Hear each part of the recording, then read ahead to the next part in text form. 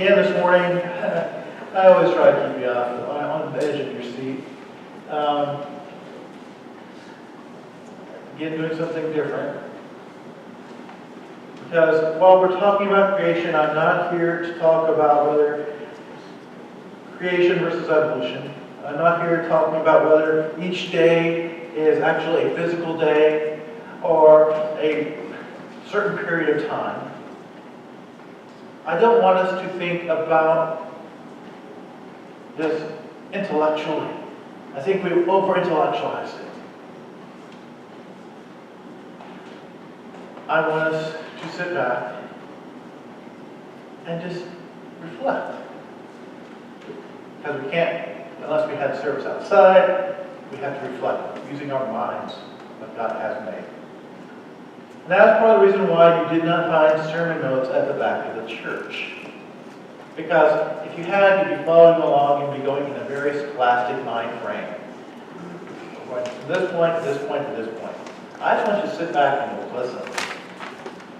Second point is, I didn't want you to see the sermon notes and run outside the door. Normal sermon pages, only 3 pages. This is 6. Don't worry, I'm not using all points. But they are there for you to take home after church, reflect upon, and what I got presented barely scratches the surface. This morning, I just want you to reflect upon creation.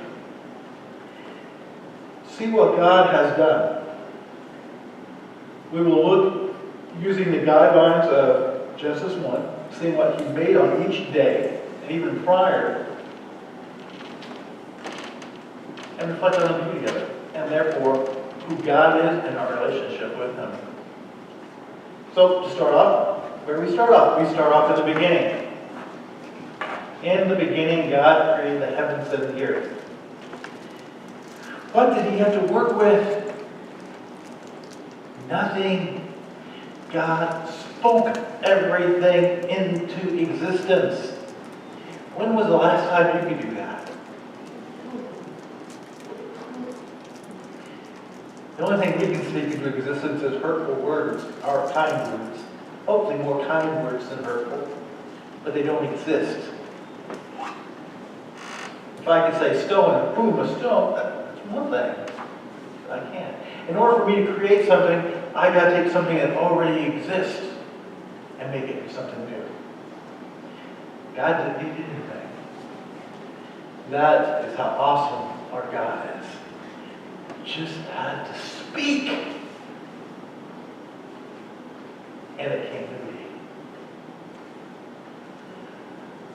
Well, what did He do on that first day? Well, as me and JC spoke, He created light. Darkness was already there. Darkness is nothing. It's an absence of everything. So He had to create light. Interesting fact here. Again, showing the awesomeness of God, He didn't create a light source like the sun. He just created the effect. Light. As humans, we have a hard time wrestling. How can you create something, the effect, without having the cause? How can you have light without a sun? Sun doesn't come for 3 more days. But again, that's the awesome power of God. He can. He did. He is not limited like you and I.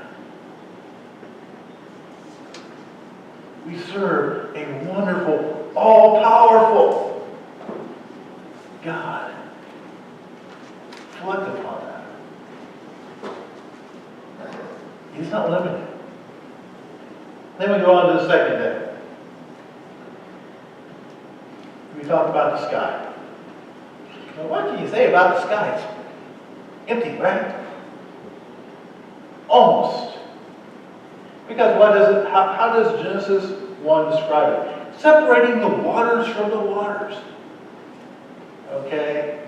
When Moses wrote this, he was drinking a little too much, right? And what waters above us? The clouds. The clouds hold all that moisture. Let's take a look at our land and our system here. Let's see how intelligence and design came into the ratio of our land and water. 1/4 of the Earth's surface is dry land, and 3/4 of it is covered with water. In the United States alone, we have 3.75 million square miles of dry land, and all must be watered and cared for. In fact, if it weren't watered, there would be no vegetation and no growing grass or trees. Imagine for a moment that the ratio of land and water was changed from what it presently is. Suppose the ocean was only half its present size. That would mean our rainfall would only be 1/4 of what we now receive. What would that mean for our 3.75 million square miles of land? Instead of growing corn and soybeans, we'd be in a desert. But God has intricately managed, due to the help of those clouds, to make sure we get enough moisture, because if we don't have enough water, no life can be sustained. You could say, well, what happened if God just separated land and water, which He does in the next day? But how do we get all that water, which is in the seas, to take care of the problem? We have 3 problems. First problem is transportation. How to get all the water from where it is to where it's needed. Second problem is the problem of salt.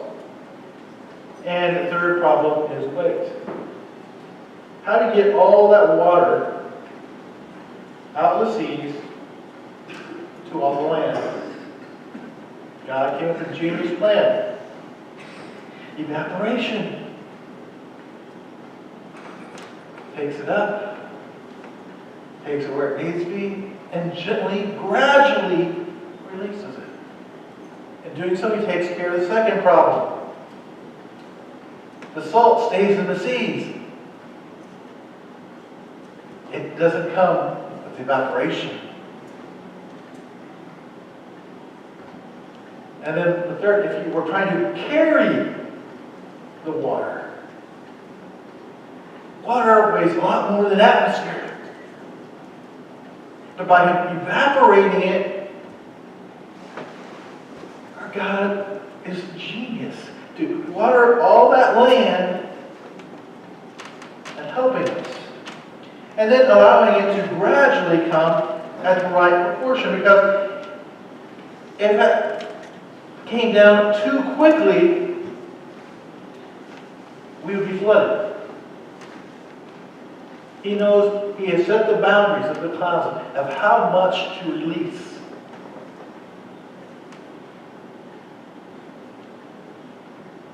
These what we call laws of physics are motion, but they are motion because of Him. He knew what was needed for life to be sustained.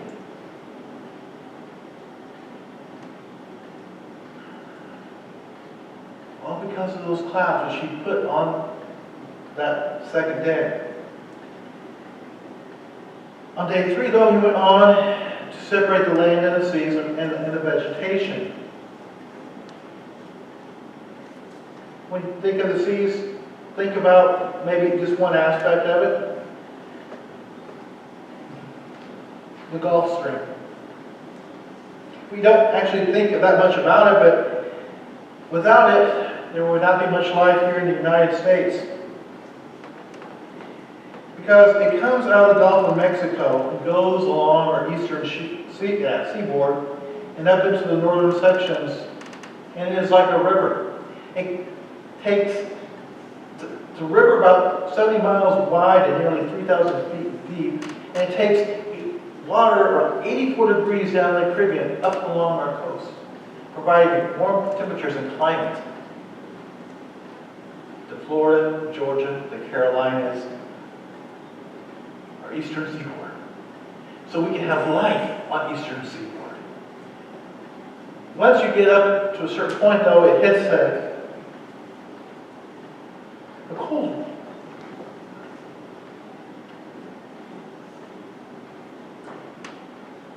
Yeah. When it reaches the entrance of the Arctic region at Baffin Bay, it meets a frigid polar system that is rushing southward. And when these two giant systems meet, the paths switch. The cold polar one goes down deep, but reemerges in the Caribbean to cool off the waters down there. So life can be comfortable. The Gulf Stream, though, it gets diverted. Heads off to Europe. So England and other countries over there can have a climate which they can live in. Without that Gulf Stream heating up their waters, again, that would be a very harsh environment. But God made that Gulf Stream for us to live. He intricately planned it.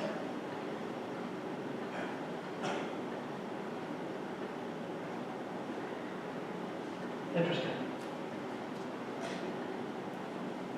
But that talks about the waters and then somewhat about the land. But he also, on that third day, made vegetation. Just some interesting facts about vegetation, which I've never realized myself. And as for the purpose, only God knows. But it's interesting that each watermelon has an even number of stripes on the rind. You won't find one with 7 stripes. And orange also has an even number of segments. Each ear of corn has an even number of rows. Each stalk of wheat has an even number of grains. Every bunch of bananas has on its lowest row an even number of bananas. And each row decreases by 1. So that one row has an even number and the row above it has an odd. But no matter what, that bottom one is an even. That's God. And all grains are found in even numbers on the stalks. And then the Lord tells us that we should have 30-fold, 60-fold, and 100-fold. Everything he has mentioned is an even number. I guess God likes even. He did work only 6 days.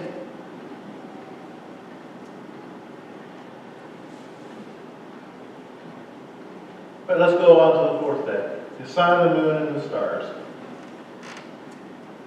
When we talk about this stuff, we talk in things which are too vast for us to understand, so we talk in light years. And a light year is how much it takes for light to travel.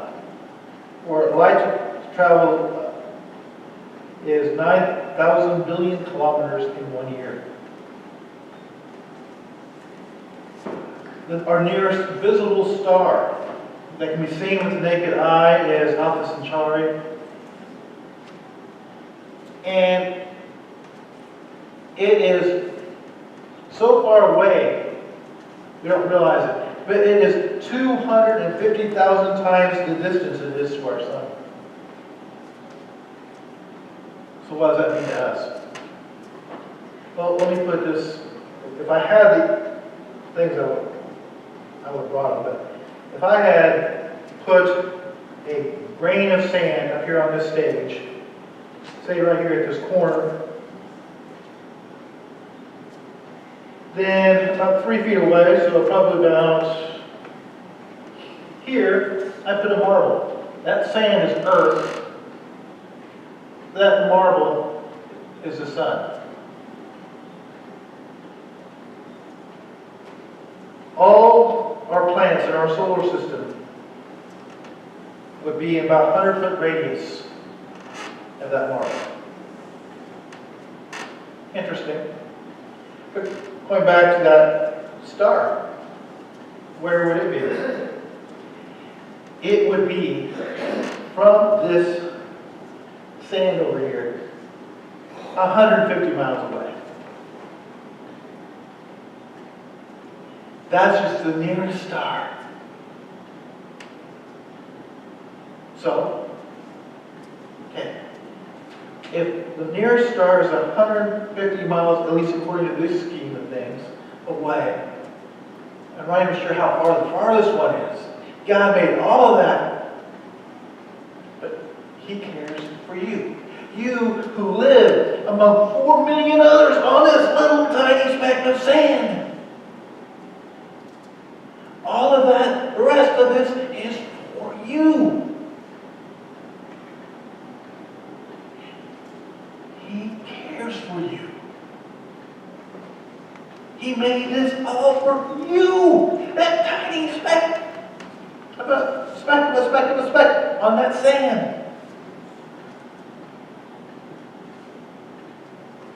That is God. Do we realize we get so caught in our own little worlds? Our little world is nothing compared to all God has made for us.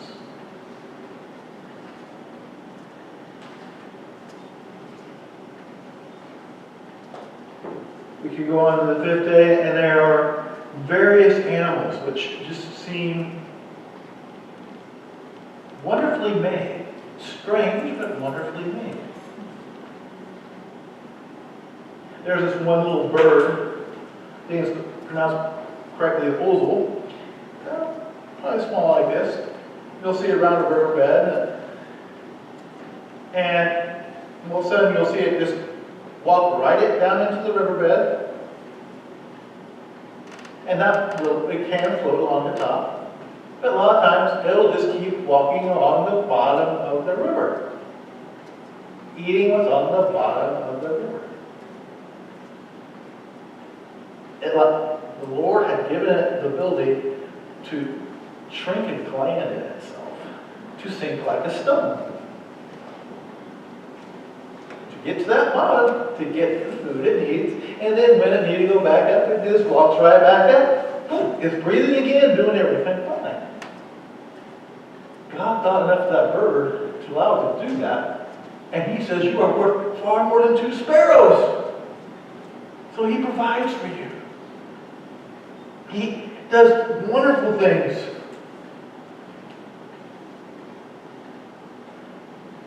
Because He also, talking about the birds and the fish, have you ever imagined how fish see? Well, God even created, for some fish, bifocal eyes, because they got to watch out for the birds above and the food which they're eating. He provided that type of vision for them. And then when it comes to the land animals, on day 6, He did many different things. One thing which I just found out was how of all those land animals which walk on 4s, alone, only the elephant, God gave the ability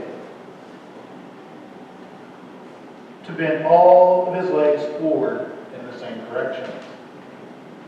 Consider, how does that horse get up? He uses those front legs and then the others. The cow, on the other hand, gets up at the back. But the elephant is so huge, he needs all 4 to get up. God was concerned about the elephant, and He considers you more important. So much so that when He made the human body, He gave so much into how you could hear. We can hear things that were. Could you play 2 keys side by side?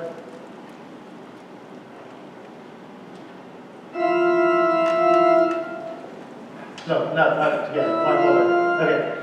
And we, through our hearing, can pick up at least 12 different other tunes between those two notes. God got you. Think about your heart. Think about how you breathe. God cares for you. Like I said, there are many other notes I have. I've not went over them all. There's there. And then feel free to always pick up a textbook. Finding about your world, what you live. Go out, take a walk. Enjoy God. Because while He made this wonderful, intricate universe, He did it for you. So that you could live, you could breathe, you could be sustained, you could have comfort. And in all that, give glory to Him. We take it for granted. We think it's here. We use it, we misuse it. And we ignore Him. We're not only killing our planet by not doing what we should do as being good stewards, but we're hurting our relationship with our God by more than the one who created it for us. Take time to enjoy God's creation. And then more importantly, follow it up with taking time to enjoy the Creator. Let's pray. Lord, this was a very rushed synopsis of your creation. And it was all still, while I tried to be more than scholastic, it is still scholastic. But I hope that we came away with a small sense of awe. That we just feel the power of who you are, the intelligence, and more importantly, the love that is behind all of that. That we are drawn to you, and that when we do need to escape from this man-made version of the world, we can always come back to your creation. Find rest and comfort and glorify you. Thank you for caring so deeply to provide a world that meets all of our needs. In Jesus' wonderful name, amen. Would you all